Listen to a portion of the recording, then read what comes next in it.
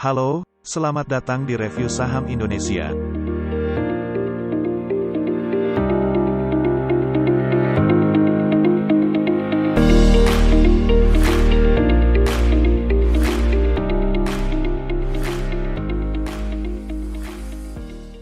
Di tengah kelangkaan minyak goreng nasional, harga minyak sawit mentah sempat mengalami penurunan dalam 4 hari terakhir meskipun sempat merangkak naik tipis di perdagangan Jumat tanggal 18 Maret tahun 2022. Meskipun begitu, pemerintah Indonesia mengumumkan untuk menghapus kebijakan domestic market obligation yang mewajibkan produsen CPO menjual 30% dari produksi CPO-nya untuk dalam negeri. Pemerintah mengganti kebijakan dengan menaikkan dana pungutan ekspor CPO secara signifikan dan bea keluar dalam upaya untuk mengendalikan harga minyak lokal setelah kebijakan sebelumnya gagal mengatasi masalah dalam negeri. Di tahun ini, emiten produsen CPO kembali akan melantai di Bursa Efek Indonesia. Emiten ini adalah yang kedua setelah sebelumnya PT Sumber Tani Agung lebih dulu melantai perdana di tahun ini. Emiten ini adalah PT Teladan Prima Agro Terbuka.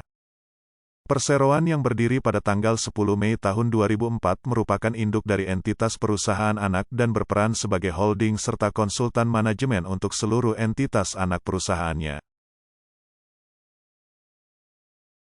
Perseroan menunjuk PT BNI Sekuritas dan PT CIMB Niaga Sekuritas sebagai penjamin pelaksana emisi efek di IPO kali ini.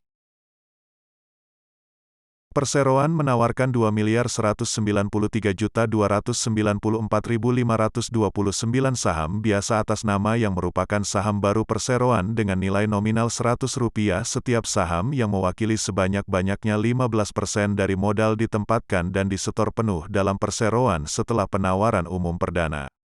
Harga penawaran setiap lembar saham yang ditawarkan kepada masyarakat antara Rp520 sampai dengan Rp600. Estimasi dana yang diperoleh dari hasil IPO antara Rp1.140.513.155.080 sampai dengan Rp1.315.976.717.400. Perkiraan masa penawaran awal antara 17 hingga tanggal 25 Maret tahun 2022 dan perkiraan masa penawaran umum perdana saham antara 4 sampai tanggal 7 April tahun 2022. Dan perkiraan pencatatan saham di Bursa Efek adalah tanggal 11 April tahun 2022. Bersamaan dengan penawaran umum perdana saham ini, Perseroan mengadakan program opsi pembelian saham kepada manajemen dan karyawan dengan jumlah sebanyak-banyaknya 1% saham dari jumlah modal ditempatkan dan disetor penuh setelah penawaran umum perdana saham atau sebanyak-banyaknya 146.219.635 saham. Adapun rencana penggunaan dana hasil IPO adalah sebagai berikut. 1. Sekitar 69% akan digunakan untuk Perseroan untuk akuisisi dan pembayaran hutang dengan rincian sebagai berikut.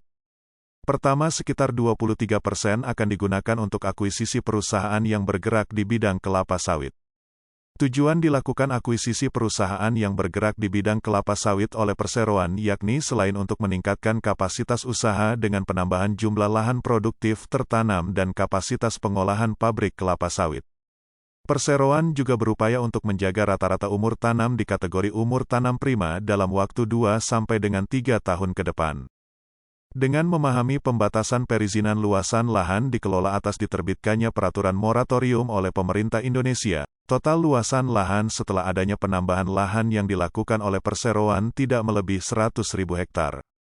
Pembelanjaan modal ini juga diharapkan memberikan sinergi yang lebih baik dalam hal efektivitas dan efisiensi kegiatan operasional antara perusahaan anak. Perseroan sampai saat ini belum dapat mengungkapkan nama, lokasi, status perizinan dan informasi lainnya terkait dengan perjanjian kerahasiaan antara Perseroan dan target perusahaan yang akan diakuisisi.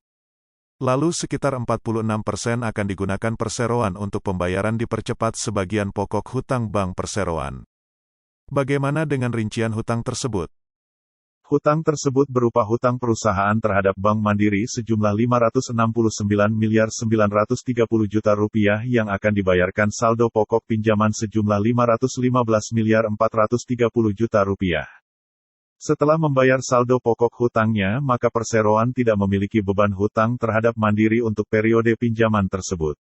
Hutang tersebut sebelumnya dipakai untuk pembiayaan defisit cash flow dalam rangka kebutuhan capital expenditure termasuk untuk pelunasan fasilitas kredit di PT Bank Negara Indonesia. Kedua sekitar 31% akan digunakan oleh anak perusahaannya dengan rincian sebagai berikut. Sekitar 19% akan dilakukan penyetoran modal kepada PT Telen Prima Sawit.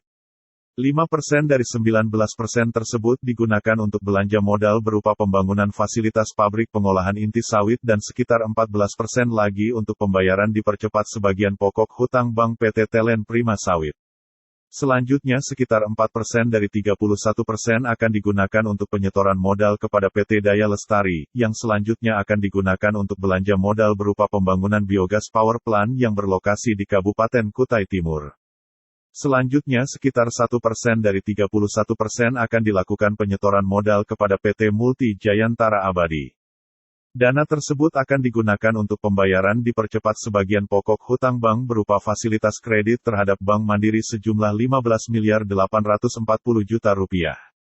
Sisa hutang anak perusahaan ini setelah pembayaran akan menjadi Rp45 miliar. Lalu sekitar 7% dari 31% akan dilakukan penyetoran modal kepada PT Cahaya Anugerah Plantation. Dana tersebut akan digunakan untuk pembayaran saldo pokok pinjaman sebesar Rp72.470.000.000.